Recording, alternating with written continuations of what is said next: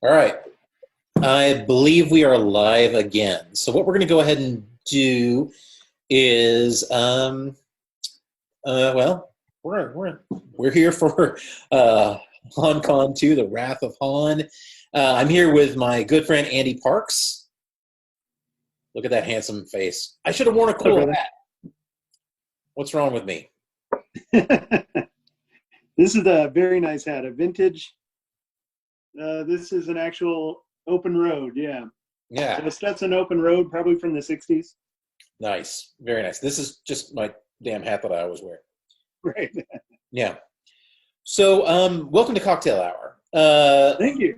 Yeah. No, I'm excited about this because, you know, we've been friends forever. We share not only a love of hats, but we share a love of a good drink. It's so, true. Yeah, we should do that. So you prepared a little something. You got it going underway. Do you want to take over for a minute and show people what you're I making? did. Yeah. So I made a simple syrup, 2 parts regular sugar, 1 part brown sugar, and several pieces of orange peel, Nice. one of which has ended up in my cocktail. I put maybe a scant teaspoon of that in this glass, along with the drippings from 1 Luxardo cherry. Perfect. I've got my Bullet Rye, which I'm a fan of. I think maybe I like the Bullet Rye better than the bourbon these days. I don't know. You like the extra And spice then, in it? huh? You like the extra spice to it? Maybe. Yeah, I don't know. I just really been digging the flavor lately, and it's 90 proof, but it drinks very easily. Yeah. And then Jeremy, you're gonna have to refresh my memory. You gave me 3 bitters, homemade bitters, when I saw you in Joplin once. 1 was orange, 1 was traditional. The third Was it a mole? Yeah, okay, that makes sense. So that's what I got, because there were mole. some chocolatey kind of things here, and I didn't remember you giving me a chocolate, but that makes more sense. Yeah. Yeah. It's a little spice to it. Yeah. Right. Okay. So we're gonna go, which way? That much. I like that. Yeah. So wow, this is really cool. You're using my my homemade bitters there. I like that. Yes, absolutely. Yeah. And I guess what I try to do when I pour one of these is I try to do both sides of the jigger, so about 2.5 ounces. Mm-hmm. We're eyeballing.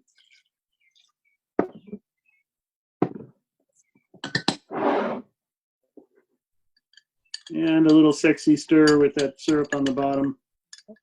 That's a good eyeball of it. Yeah, I like that. Yeah. The wife and I always buy these atomic amoeba glasses when we get a chance. Nice. Should I taste, or should I wait till yours is ready? I mean, which do you want to taste? I'm fine with it. All right, let me just. I promise I won't do a spit take all over my new iPad. Oh, that's good. It's still strong. Got a little sweet. Very nice. Nice. All right, you ready for mine? I am. All right, let's do this. I am going to do a Scotch daiquiri. So, hell, I forgot a glass. I got to go get a glass. Sorry, everybody. I'm ridiculous. Not important. Yeah, you know, that little part, I'll be right back. I don't even know if I said that what I was making was an old-fashioned. It was probably apparent, but it is indeed an old-fashioned.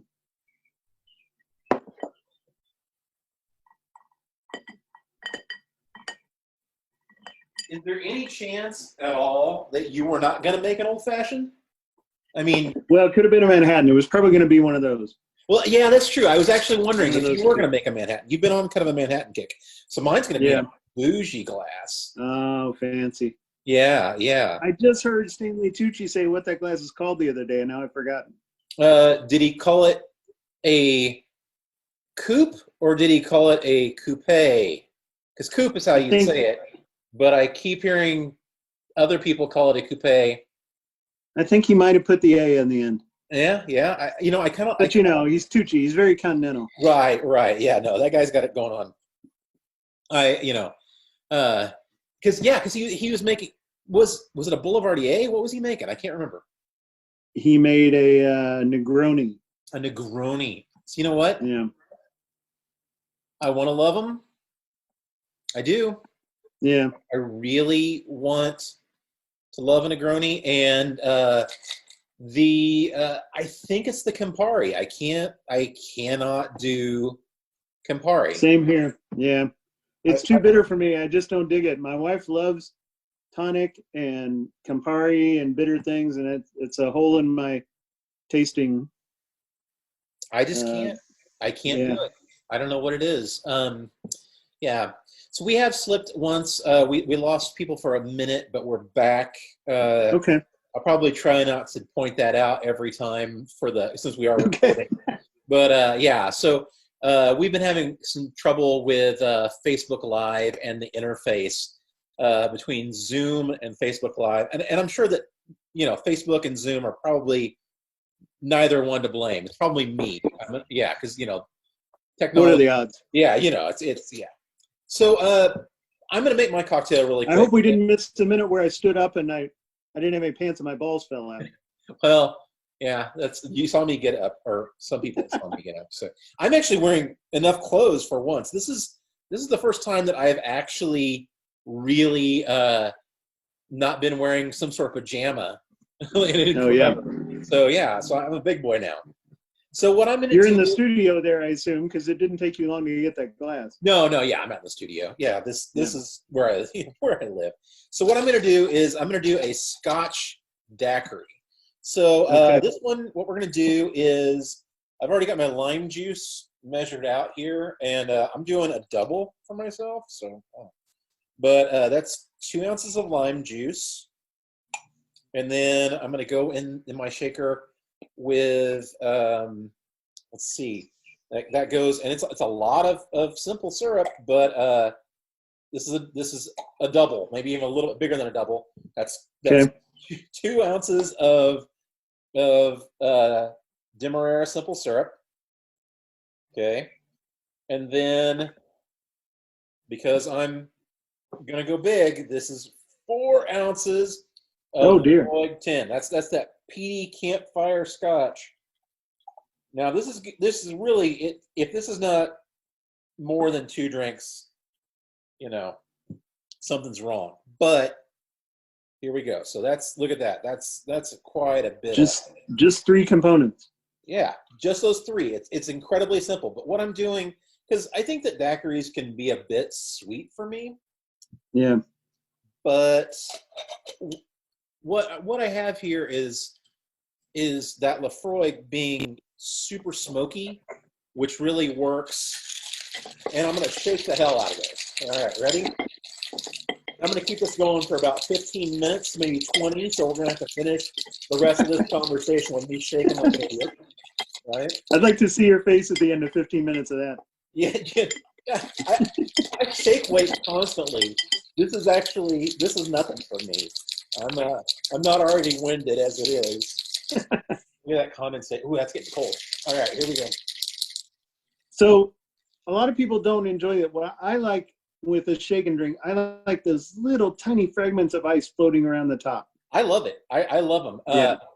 I'm actually using a strainer here to kind of get most of those out, but I'm still getting a little bit. Look at that. Ooh, that's pretty. All right, I'm going to set my strainer back in my measuring glass. Does one garnish this drink? You can with a bit of lime peel. I'm not because, All right, there we go. Oh, very pretty. Did that whole thing fit in that glass? No, I got a bit more. Yeah. So cheers, buddy. Cheers. Yeah. So wait, actually, cheers to Extraction. Congratulations. Yeah. You so let's take a minute to talk about that before we dive deeper. Yeah. But your Netflix project that we've been talking about forever dropped today, It did, yeah. and that's Extraction. The latest of many names, yeah. Yeah. So let's see. Once again, we've lost our signal, so we got to reboot there right as we're talking. Right as we're talking about the thing. Good on. You know what? Let's go ahead and blame Facebook. This is a Facebook f up here. This is yeah. Zuck needed another yacht he couldn't spend on this infrastructure. Right. I can't imagine actually, if we're being honest, how well Zoom is. Like they've had to really adjust pretty quickly from being an average thing to being the biggest name out there, right? Yeah. All It right. is pretty impressive. We used him for our, so I'm on the school board here in my little town, and we used it for our meeting the other night. We used it for public and exec session. We had to jump back and forth, but it works pretty well. Yeah, I like it for most things, unless we're broadcasting, live on Facebook, at which point I get pissed as hell. So yeah, back to what we're saying. So Extraction is out today on Netflix, and that is based on your Oni Press original graphic novel with the Russo brothers called Sudan. Correct. Yeah. So tell me a bit about how you're feeling right now. It's been a fascinating ride. You know how fickle Hollywood is. And I've learned not to be too excited, but there were times I did the math. I think I first got the email from Oni about 12 years ago saying, hey, would you be interested in working with these guys on a thing? And at the time, these were guys who had made 2 features. They made Welcome to Collinwood, and they made You, Me, and Dupree. Right. And when I had met them, they were working in TV, and I think one of the days I had a meeting with them in LA, they were a little late because they'd been up late shooting a Taco Bell commercial. So that's where they were. And they were dying to get back into features. So I had this idea for an action movie. And somehow or other, they picked Oni Press. They said, hey, would you guys like to develop this with us as a comic book, graphic novel, and a movie at the same time? Right. And I was kind of Oni Press's real crime guy. So they asked me, and I said, yeah, I'll give it a shot. Right. So the Russos had this initial idea about this guy who's an extractor and how his mission goes all sideways and everything. It's complicated. And that's about all. They just had that nugget, and they had a first scene written. And we started bashing it out together, getting on the phone. At one point, it got optioned, and Paramount flew me out to Hollywood so I can get a room with them. And basically, we bashed out an outline, and then I went away and wrote a book based on our mutually agreed upon story. And they wrote a screenplay, and the two are both based on that outline, but they kind of, they veer a little bit. Right. And gosh, I don't know.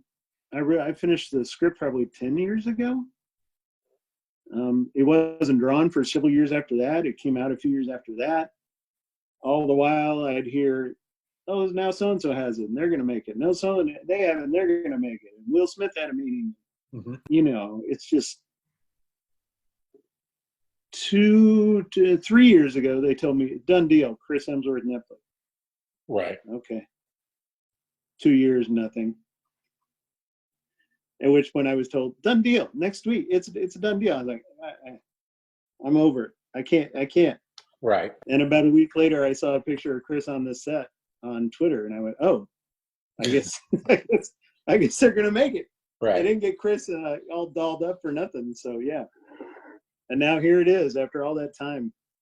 People, I think it's a great thing. It's a thing to celebrate, but I think people need to keep in mind how many kind of busted or bent dreams lay in the wake of all these things that hit the air, Yeah. Even the ones that get made. There's so many possible ways for it to go wrong. And who knows? If this had gone as intended as a way for the Russos to relaunch their Hollywood career, I don't know if ever we got made. Mhm. somewhere along the line, they became the Russos who made a Captain America and an Avengers movie, and I think that had a lot to do with it actually seeing the screen finally. Well, I think it's Sorry, fantastic. I got quiet just as you took a drink. It's not a good formula. Yeah, yeah. I mean, because we've talked about this for, I've been right there throughout all this process and seeing those ups and downs, and it's really one of the things I felt like that it's really done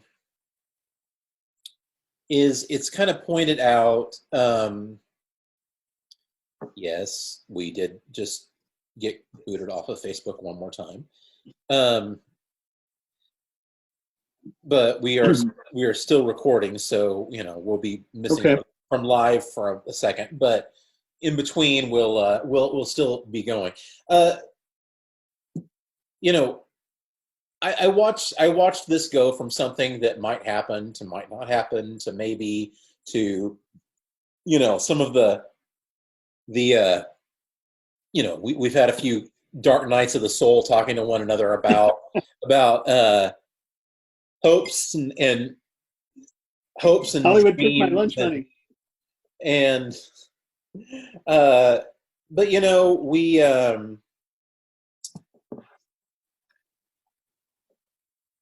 you're here though, and you're on the other side of it, and I think that one of the things that I really love seeing is I love seeing people immediately assume that this was an overnight success thing. Yeah. It wasn't waiting and learning maybe. I wanted to talk a little bit about making comics that we love and we intend to be good comics, and then them becoming something else, and kind of the sometimes we get that thing where people are like, oh, this is just a movie pitch, or oh, like almost like it's a bad thing, but we're storytellers. We're making comics. We're making things that we love the way we love them. This next step, having something made into a feature or whatever that is, the thing that I keep pointing out to people is that allows us to continue making comics. Right. Yeah, I don't know. I kind of wanted to get your take on that a little bit. Well, it's certainly true that the only way to if you were working hard making a new Oni book every year, you might be able to keep the lights on if you were lucky. But the only way to get ahead is to have some option money come in, or if you're super fortunate, production money. Those two things being like whether studio pays it, maybe they'll make it, or whether they actually make it. Those are the differences there. And yeah, I mean, I'm glad I got to tell Union Station, tell that story. I'm glad that I got to put it in the world and show people that I could write. But I didn't make I shouldn't say it. I probably made hundreds of dollars on that. Mm-hmm. Because I gave all the money to the artists because they were working way harder than me, and because I viewed writing as a thing that my inking subsidized. Right. So I'm inking Green Arrow, and that allows me, when I can find a minute, to go write a few pages of Union Station.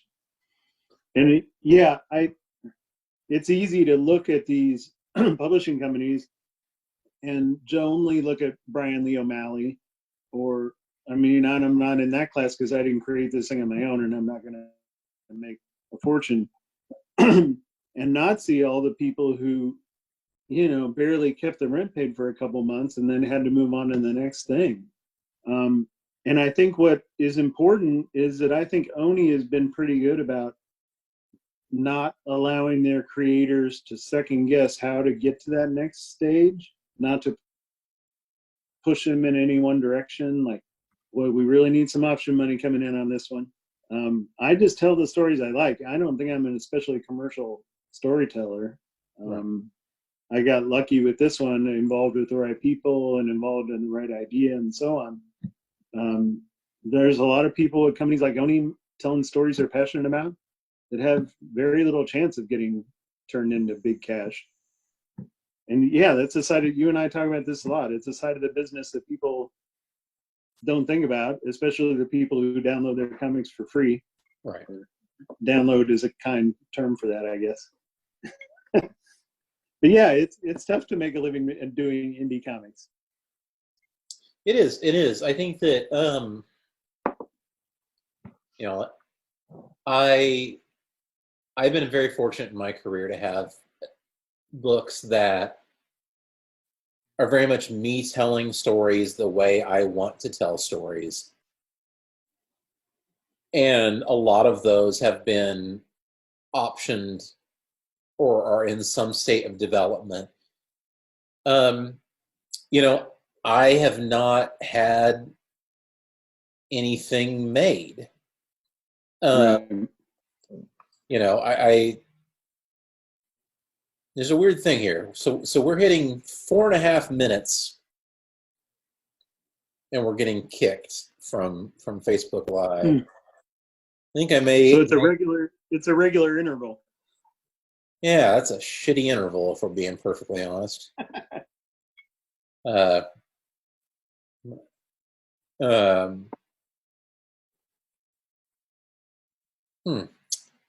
It's a very interesting thing. I'm not sure.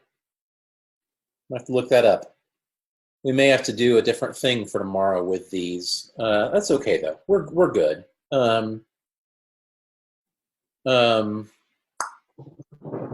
Yeah, let's see. There we are. Oh, I got dark because my screen went to screensaver. I look all noir now. Oh yeah, no, it's a good look on you. I kind of like that. Yeah. Let's see. Of course, you know, having to do that, you know, you lose your place. Yeah. You were just saying you haven't anything made. Oh yeah, no, yeah. So, but you know, I've been very fortunate in my career that I told the stories that I wanted to tell the way I want to tell them, and I think that's the special thing, and that's the thing that I always kind of go back to. It's like we have to understand that in the end, we are storytellers, and our work stands on its own. I know you said that you're very, very happy with the film and the way it came out. You know, we have other friends that have had stuff that's been made, and they've been quite unhappy with it. Yeah. You know, it was weird. It was weird watching. To be honest, I read a screenplay early on, and then I kind of divorced myself from it. Yeah. Because I thought it might end up not resembling my book, and because it wasn't my kernel to begin with, I didn't have any reason to complain about that. Mm-hmm. But it was still going to kind of be a drag if it didn't resemble the work I did. Right. But watching the movie, I was able to pick out, you know, which is as it should be. It says right there in the credits, the story was developed by the Russos and me. Right. And then I wrote the graphic novel. But yeah, there are beats in the movie. Oh, that was my thing. I remember saying, how about this? Yeah, that's cool to just see that stuff make the screen, even if I'm the only one that kind of knows it. It's nice that it reflects, you know, what I thought this thing was. Right. So, how's your drink going? Good. I'm afraid when you and I get chatting, I tend to get thirsty. It seems like it's. Well, I don't know if you've noticed, but I've managed to nearly put down 2 of these. And oh God, no, I didn't know you were on your second. Oh no, you know, when we get chatting, we get like you said, we get thirsty. It's good for us though. It's good. It's a good way to end the evening. I think it's been a great day. You know, doing this thing, this crazy HAUNCON thing.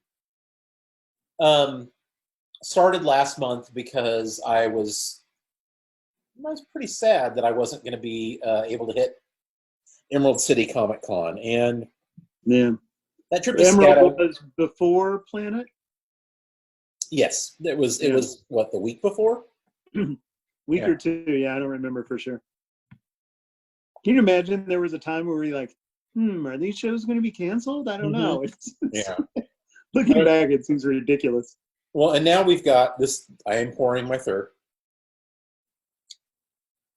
Yep, that's my third, right there. I still have enough here that if I do a fresh one, I might still have a little sweetness left. So. Nice, nice. Yeah, today they just officially canceled Heroes, right? Oh, I didn't hear that. Yeah. And San Diego. That's the one show I've never done that I really am kind of sad about. You know, I love that show.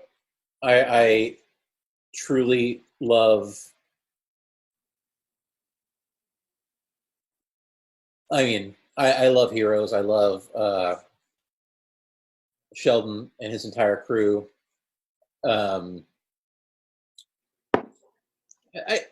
I think that's been one of the things that's been, I was talking about this earlier a little bit, but there's that whole introvert extrovert kind of thing that was going on for a minute. Introverts were gleefully pointing to extroverts saying, "See, we're fine."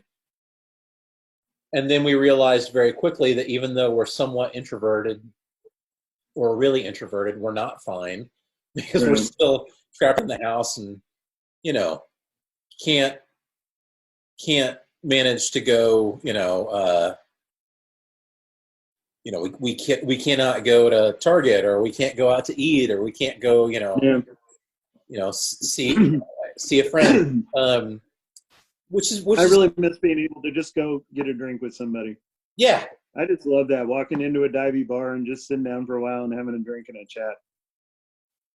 Well, there's a feeling to it, and we're all vastly different kinds of people, right? Some people, for the life of them would rather not have somebody give them a hug or something like that. But,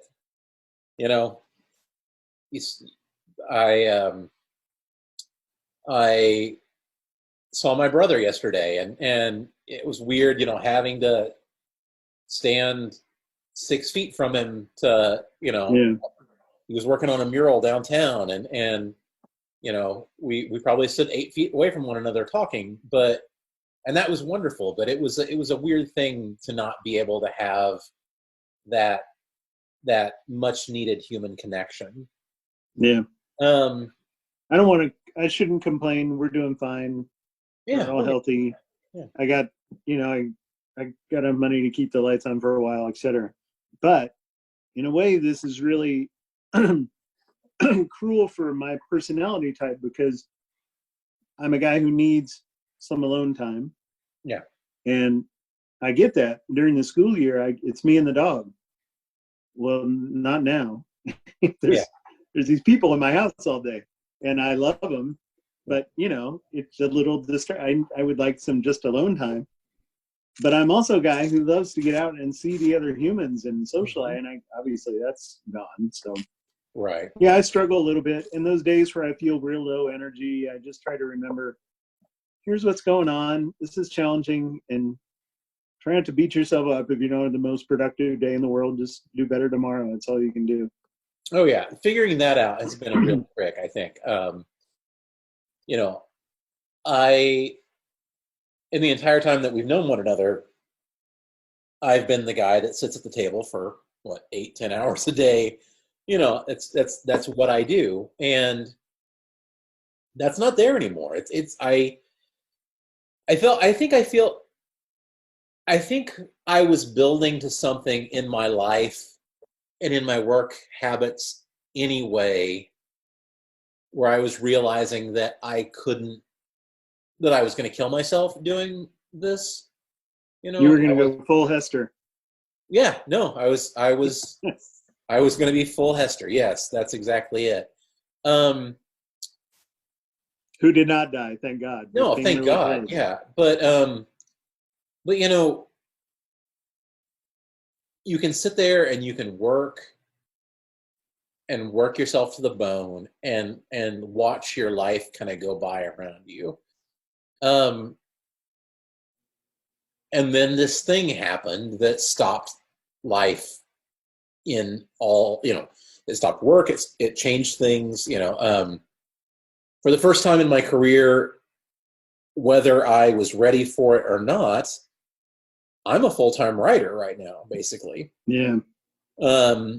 Which is really interesting, kind of scary. Yeah. But when you're full-time writing, do you go make a sketch just because you need to or want to some afternoon, or does it fall away without effort? no, nothing is ever effortless. I mean, I try to make it look effortless. I'm really nearly smooth. Yeah. Nearly. But no, lately for me it's been, as a guy that would spend 8 hours at the table drawing and another 4 hours a day, 3 to 4 hours a day, 5 days a week writing. Having the 8 hours a day, I'm not having to draw 8 hours a day. Yeah. I really expected it to be like, oh, wait a minute, I'm going to flip this. I'm going to do 8 hours a day of writing, and nobody does 8 hours a day. If you can do 8 hours a day of writing, you're a wizard. I don't know. You're something special that I can't be. And I find it hard to believe that even by the 6th hour that there's quality coming out. I spend a lot of time sitting there. I spend a lot of time sitting there thinking about the scene and how it fits together. Yeah. And then, well, that's the beauty of writing. You could do that on a walk. You could do that on a golf course, or Yeah. That's if you're making artwork, you got to be at that damn table. That's what I love about writing. You can get out of the house. Right. Give me 1 second. I got to grab my my plug-in. Oh, okay. It's fancy. I'm very, very fancy. He's very fancy. All right. I look like I was lit by Wally Wood here. I think it's a good look on you, though. I guess over here is sunlight, and over here is like a lamp in my office. I like it. As I get more drunk, I'll get close. What? All right. So what was about to die for lack of power? The laptop we're working on right now. Nothing important. Nothing important. Nothing, the entire live thing that we've got going on right here. Yeah, that's all. That's it is. I find it. So how many hours? So I'm talking about. Forget the thinking about while you're on your drive or whatever. Right. If I'm sitting down actually making words, I've found that 4 hours is the most I could hope for. And I felt lazy about that. You tell some people, yeah, I can work 4 hours and I'm fried. They're like, oh, what a loser, lazy. Meanwhile, if you ask them what they do at their office job, how many actual hours of work they do, it's probably no more than 4 if they're lucky. So I met Joe Lansdale a few years ago. We had a great chat. He's a super guy. And he said, oh, 4. Yeah, I'm good for like three or so. He said, then I'm done. He cranks out I think he gets, in those 3 hours, he writes his 4 pages or whatever it is. Mm-hmm. And then he's like, yeah, I'm spent. And how prolific does Joe Lansdale seem in your head? Yeah, right. That dude writes constantly. Yeah. Because he doesn't take days off. He does his damn 3 hours every day, but that's all he can manage. I think there's a beauty to that, though. I think there's I don't know. I think that lately we've had a lot of conversations, in the industry. Those of us that are working about America's toxic relationship with work. Yeah. We're really told from a very, very young age. You may have had this conversation with your son. I know I've had this conversation with my boys. Hey, you work hard, you do the work, you do the thing the way do what you're told to do, the way you're told to do it. and that'll pay off at some point. Yeah. So, we sit here making things, and especially as artists that also write, which I think is something you have to break yourself up thinking that way. We're storytellers. But I had to sit here at this table 7 days a week, 8 hours a day, 10 hours a day, drawing to get the damn job done.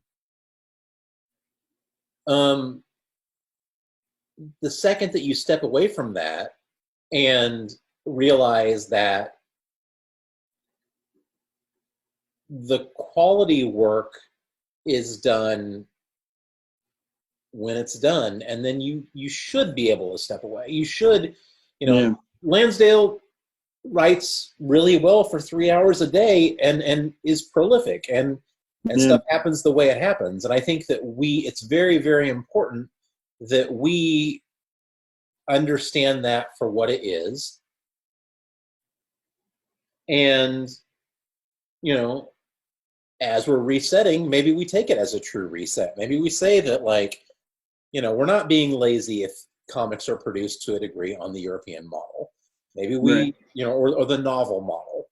I mean, damn it, we, even with Netflix shows that we like, it's still, we get 10 episodes of Ozark every year, and they're really, really good. Maybe, Yeah.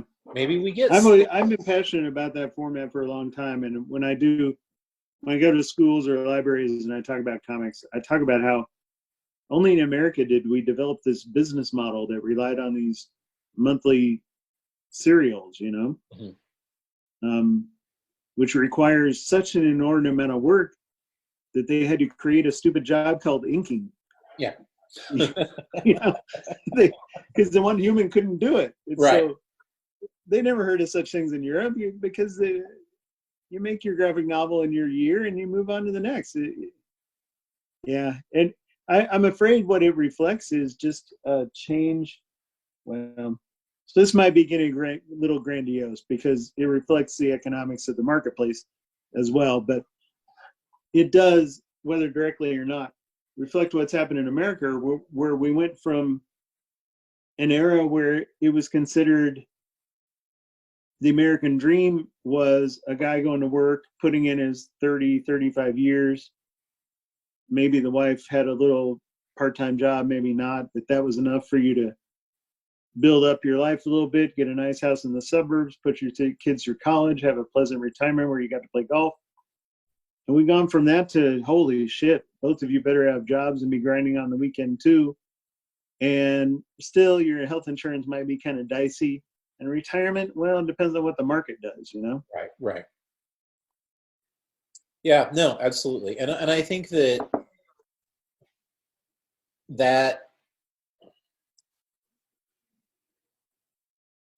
even in comics,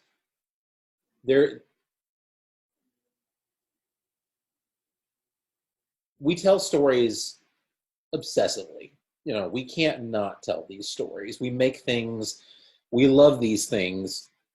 If I'm, right now I'm working on The Red Mother. I was drawing on Final Witness for Valiant, and I was writing a thing with Chris Mitten, super secret, can't talk about it yet. Oh, cool. I love that, Chris. Yeah, no, he's wonderful. I'm writing issue 3 right now. He's drawing issue 2. Those things are all moving at the same time, and I still got other stuff I'm working on at the same, Yeah. And you think about that. You think about this need that we have to tell stories, and I think that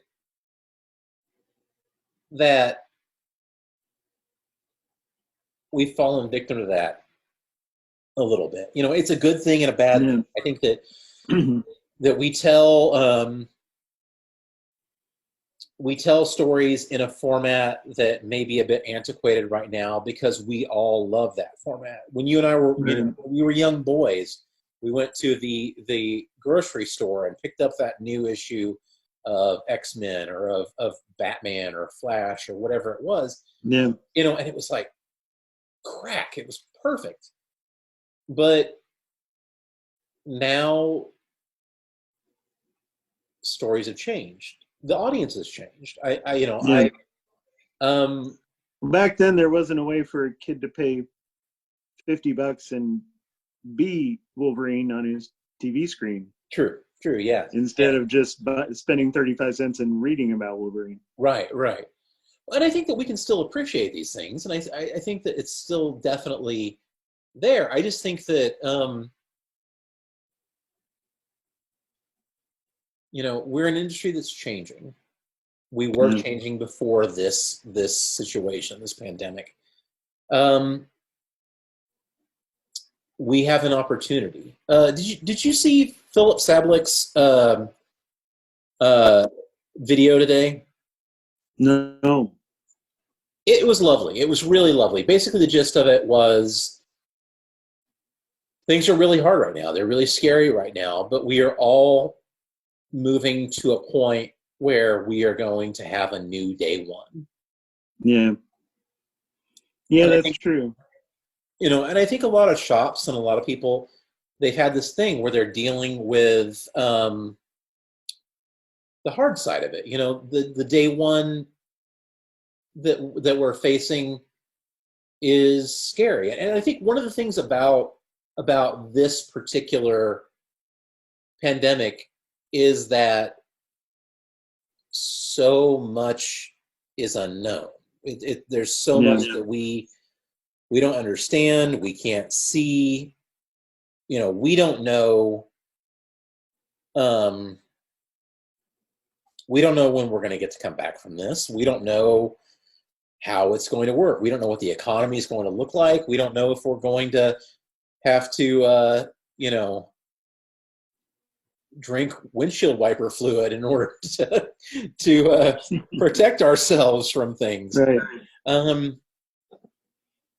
But we're trying to figure it out, and I think we're trying to do the best we can. And I think that shops are hoping that their audiences come back. And Philip's message really was, yes, shops are going to come back. Yes, because you know what? We love comics. We want more comics. That is the truth of this thing. We desperately, desperately need more of this entertainment. Like these things that we love, you may feel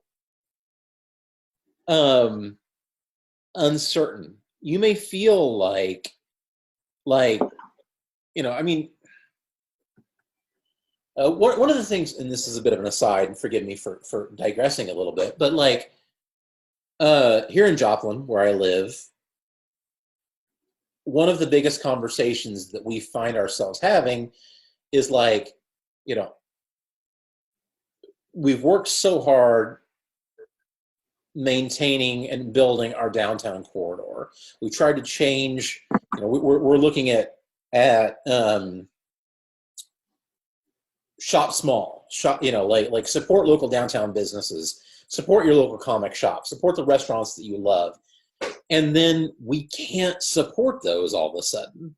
Right. It's been brutal. It's been so hard for us. And the thing that I keep saying to my friends, during this, to shop owners, to restaurateurs, to city council people, is this is a global problem. This is not Joplin. This is not Missouri. This isn't even the United States. This is a global problem that we all have to figure out how to, and this is a true reset. And taking it back to Philip, we all individually, as we go, get a new day one. You get to decide the man you're going to be from here on out. I get to decide the man I'm going to be. Shops have to start again. You have to start again, but we get to start again. And there is a beauty to that. It's terrifying. It's heartbreaking. It's not the path that, I had so many bets on stuff that doesn't exist anymore. I worked so hard, hey, if this lines up this way, I'm going to be just fine. That's not there. Not Right. anymore. I gotta figure out how to make this shit work. And it can. Just have to figure out who Yeah. it's going to be. It's really kind of a, I don't say this, I don't want to seem like I'm belittling anybody who's going through horrible suffering right now. People who have parents dying and they can't visit them, and any of that. There's a lot of awful stuff going on, but I think it can be kind of a wake-up call. You know, it wasn't that long ago. It was just my great-grandmother. I've heard the record album she went and recorded when she was like 80 with a traveling guy, you know, Millville, Yeah. Kansas. The guy came through with his setup, like, Right. come and get your memories on vinyl. Her talking about her life. So this is, you know what, 3 generations removed from me. She lived with death on a month-to-month basis. Somebody, you know, somebody's kid didn't make it more than a month. Yeah. Somebody's husband got run over, or his plow flipped over on him. We have, whether we want to admit it or not, I mean, you and I have problems. We all have problems. We lived a relatively insulated life. I mean, our country go to war. Didn't really affect us. Right. And this thing is a real slap in the face. Like, look, there's a big, brutal universe out here that doesn't give a fuck about you, or we weren't on some kind of PG thing until I said that word. We actually now, yeah. Well, you also mentioned balls earlier, so between those two things, we're just doomed. Yeah. We have a hard. But the truth is, the universe doesn't care about our little day-to-day life, and every now and then it reminds you, hey, you better get your priorities straight, because it's not all about, all due respect to Extraction, what's on Netflix next week. So I hope if people use this as an excuse to kind of evaluate and say, how am I going to move on from this? If they do it from a point of view of less self-interest and more what's really important in this world, the connections I make with the people around me, putting things out in the world that affect people in a good way, you know, I hope it allows some reevaluation in a way that will make a good difference eventually. You know, in this, you know, the thing that I keep coming back to is the importance of the relationships that we form and that we have formed and that we maintain. Right. Whether have you ever seen Woody Allen's movies? Have you ever seen the Woody Allen movie Crimes and Misdemeanors? God, forever ago? Yeah. Yeah. What's with my dad? I watched it with my son the other night, and like the graphic novel, See It Out, it's kind of tragically out of print right now. But so I bought a used copy on eBay. But if you have a chance, check it out. It's all about these deep issues. It's about a man who prospers even though he's done something horrible. And it's about all these universal balance. Is there balance in the universe? But it really made me reflect upon what I think is important in life. And I'm a not religious guy. I'm a not very spiritual guy. But still, as Sam Waterston's character says in the movie, I don't think I could get up and function in the morning if I didn't believe in some kind of inherent goodness. Right. And that's all based on how we care about the people we love, you know? I don't know what else there is really that's important. Again, taking it back to that thing about not being able to hug my brother, you know? Yeah. The simple things, you know, there's this great, hilarious lady in town that I know, and I ran into her at the grocery store, and I was like, you know, how's your family? How are your children? You know, we stood 8 feet away from each other. We were practically shouting, you know, is your husband doing okay? I know that he works at the plant, you know. And we're having this conversation, and I walked out of that simple conversation feeling like $100 million. Yeah. because of that interaction with another human being. This little connection is so valuable. Yeah. You know, and you know, it's if we can take one small thing from this, one additional small thing, it's simply, I feel that you know, our relationships are important. The things we make are important. Me, you know, this, you know, it's kind of a hard thing, but like, you know, we lost my sister-in-law in the fall. Yeah. And it was heartbreaking. Sorry, everybody that's listening to me go deep here, but you know, I check in with my brother-in-law, with Dale, every time I think of him. You know, and I think of him a lot. And but like, that's the shit that matters. Right. And if we can come out of this, if we can ignore the idea that we have to have a set reopen date for the world, if we can just remember that, like, hey, this is about texting somebody and literally saying, I love you. You know, when the hell did I love you become the hardest thing in the world to say to another human being? Right, right. I'm not talking about relationship status. I'm literally saying, like, when did I love you to another person become hard? You know, I am honored to have the friends that I do. I am honored to have the fans that I do. I am the luckiest man in the world to be able to sit in my silly room all day long and draw things that create some sort of joy in some people. Sure, entertain the hell out of myself doing it, watching cartoons or listening to audiobooks or whatever the hell I'm going to do. I am the luckiest man in the world for that. And I need to remember for the rest of my life that I have been given a gift here. And if I can do that, I'm okay. Yeah. I always, comics kind of rescued me when I was in a bad place when I was in junior high when my parents got divorced. And I could go to the 7-Eleven and I could buy a couple comics with my own money, riding my own bicycle, go home and read them in my own room. And they were like the one controllable thing in my life for a while. And when I hit a point of crisis where I realized college wasn't going to work out for me because they tend to favor students who actually go to class. And I thought, I think I'm going to do comics for a living.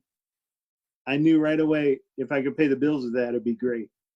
But what I really want to do is somehow help make that kind of difference for somebody like was made for me once upon a time. And it may be grandiose to think that way, but I've had people come up. It's part of why I wanted to being an inker wasn't just enough. I mean, as an inker, I've contributed to some good stories that people really treasure.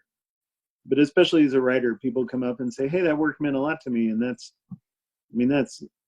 all you can hope for. And we need to rely on those things, especially in this world where the whole economy has kind of gone to shit and everybody's in a questionable boat. Right. You need to remember the things that are really vital that can keep us alive during times like this.